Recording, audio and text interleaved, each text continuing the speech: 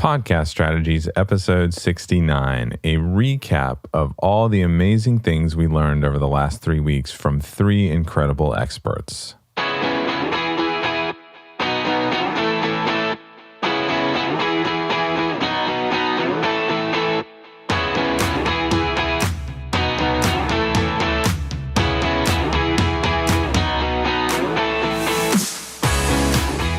Hey, everybody. Thanks for joining me again this week. I wanted to take a chance to recap the things we've learned over the last 3 weeks from 3 amazing experts, 3 amazing clients of mine: Ernie Svensson, Ernie the attorney; Amber de la Garza, the productivity specialist; and Lori Rudiman, who is a fantastic HR expert and host of the podcast Let's Fix Work. One thing I love about my job is my clients. I don't just take on any client that comes to me. I need to see a passion, a level of passion in my clients. And I hope over the last 3 weeks you saw that Ernie and Amber and Lori all have a passion for their industries, passion for what they do, and a passion for helping people in their industries. And I wanted to take a chance today just to go back over those 3 episodes and give you some of my thoughts on what we talked about, just in case you missed them, so that you can go back and check them out. So let's start with Ernie. Ernie is a successful attorney that over the last 15 years has helped thousands of other attorneys improve their lives and improve their businesses through his blog. He's been blogging since 2004. And if you get the chance to check out his podcast, one of the interesting things you'll learn about Ernie is that he's from New Orleans. He loves the city. He has a fantastic Instagram. I think we talked about it during the interview. But Ernie was in New Orleans during Hurricane Katrina. He was an attorney at a large law firm in Katrina. And just some of the stories he tells about the things they went through, the practical things they went through of recovering their data and getting back into their building after that disaster is fascinating. But from our interview, I hope you heard that Ernie really cares about lawyers, and he cares about good lawyers. And so a lot of what Ernie has done in his business is help good lawyers have good careers and good lives at the same time. And what was interesting to me, and the reason I wanted to discuss with Ernie and talk to him about what he does and what he's decided to do with his podcast, is that Ernie is an expert. Like I said, 15 years as a law blogger. He's one of the most popular and most successful law bloggers and law content creators out there. He was a lawyer before that. But what strikes me about Ernie is that even though he's this expert, even though he could have figured everything out himself, he knew that when he wanted to start a podcast, he needed expert help from someone who knew podcasts. And another thing that struck me is that Ernie is so clear about how and why he chose podcasting as a medium. It's not a secret that a lot of people out there don't trust lawyers, or they have the bad rap of being someone you can't trust. We hear about ambulance chasers, or we see the huge billboards, and lawyers get this stigma of being untrustworthy. And one thing that Ernie has pointed out through his use of podcasting and in trying to help other lawyers learn how to podcast is that the medium builds trust. It is inherently trustworthy. We've talked about it here before, that when you're spending this much time with your audience, with your community, and having them listen to you and build this relationship with you, that trust builds automatically. And so I'm glad that Ernie has pointed that out and is encouraging his community to follow in his footsteps. So go check out Ernie's interview in episode 66 if you haven't done that yet. Now, in episode 67, I spoke with Amber de la Garza, the productivity specialist. Her podcast is Productivity Straight Talk. And Amber is fascinating because she walks the walk and talks the talk. She had a long career as a realtor and working in the real estate industry before ever starting into this world of productivity and helping people from different industries and different backgrounds become more productive. And I thought what was interesting about our interview is she was asking me about repurposing strategies, which we've talked about here before, and how they can help people be more productive with their marketing. And I thought that was fascinating. But if you listen to the interview, you will hear a lot more about how she actually applies these things in her own business. We only briefly touched on it in our interview, but she has a very developed system with several different assistants and content creators that allow her to weekly create a vast amount of content without spending a ton of her time on it. And you should go back and listen to episode 67 to hear her describe that process a little bit.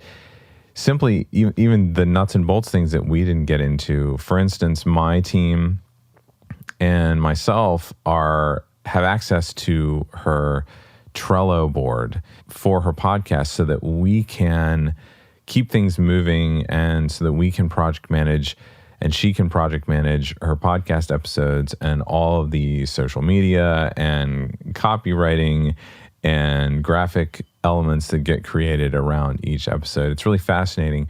And if you go check out her podcast, Productivity Straight Talk, you'll hear her talk about these things regularly. Every week, she's either talking to someone about some element of productivity and how we can improve it in our businesses, or she's giving you the latest tips and tricks that she's discovered or the latest technology that can help you be more productive in your business and in your life. And finally, last week in episode 68, I spoke with Lori Rudiman, host of Let's Fix Work.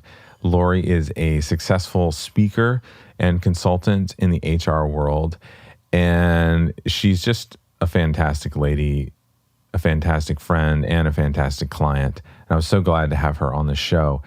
We got to talk about a topic that I don't cover often on this show, but it's something that is growing in the world of podcasting. That's enterprise podcasting or podcasting internally in a business. We talked about how companies like Geico and Marriott have used internal podcasts to communicate more effectively in their companies, whether it's from the top down or horizontally from department to department.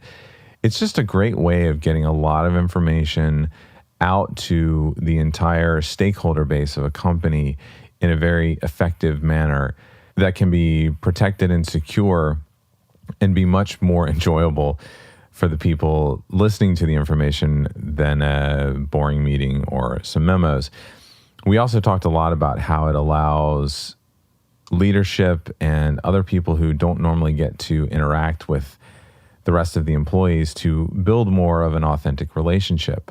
So if you're a business owner, small, medium, or large, or you happen to work in any industry or for a large corporation or anything like that, you should definitely check out Lori's interview with me because it shares a multitude of information about how podcasting can be used and how it can be effective in a very different setting than we normally think of as individual podcasters. And again, that's episode 68 from last week. Now, before I close today, I wanted to give you an update on my 90-day 4-person intensive that I started recently in September. It's been fantastic so far. I have a few podcasters in that group, and we are doing some amazing work. We've done some things so far, such as create their taglines for them so that they have a very quick way of telling people what they do and who they can help. We created some quick wins in building their email lists to get them started. We've worked on creating a podcast one sheet for them so that they can go out and get interviewed by other podcasters and start to build their audience, working on a quick bio that they can use on their speaking page. We've even started to work on their websites, their podcast website, going over what it is that all websites should have, the 5 questions that all websites should answer. And if you've heard me talk about these before, these are very simple questions that you can ask to make sure that your website has all the information, especially your homepage has all the information you need. Who's the site for? What problem can you help me solve? What do you want me to pay you for? What do you want me to click on, and who else trusts you? And we are only We're not even halfway through yet. We've only done 2 calls. We've got 4 calls left in our 90-day intensive. And this is something that I'm enjoying immensely. I'm getting so much energy out of it. And the participants so far are having a great time helping each other out and learning from me as well. And before I start my next session, which will probably start in Q4, I would love to get some more information from all of the listeners out there, people who love podcast strategies, people who are listening each week.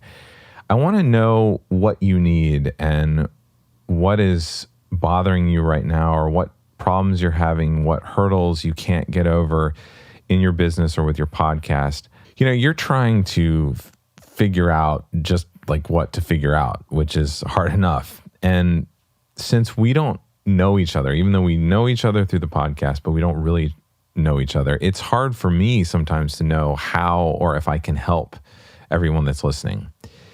Is it crazy to assume that, like me, you're against wasting time and opportunity? So here's my idea. Let's schedule a 10-minute call where I jump right into asking you 2 simple questions. Number 1, what are 3 of your top headaches or frustrations in your business right now? You could just say, I hate trying to blank. And number 2 question, what are 2 to 3 goals for your business that you want to kill over the next 3 to 6 months? That's it. You don't have to worry about if they're in my skill set or represent the kind of work I do. I know other people that might be able to help you if I can't help. You're just going to vomit out the answers and I'll know immediately if I can help. The rest is easy to figure out. I.e., do you want me to help? That's it. Are you against giving that a shot? If not, just go over to dannyosmond.com/call and schedule a quick 10-minute call with me at a time that works for you. And I really look forward to talking with you, hearing your opinions, hearing your answers, and seeing if there's a way that I can help you or get you the help that you need. So that's it for this week. Thank you for checking in. Next week, I'm going to be talking about a technical issue with podcasts that several of my clients have been dealing with recently, and that is the topic of noise. Noisy neighbors, construction outside, landscapers driving by while you're trying to record your podcast. And I want to help you try and solve some of those problems and figure out a way to get better recordings or make your recording schedule easier if you're facing those problems right now. So come back next week and check that out, and I look forward to seeing you then.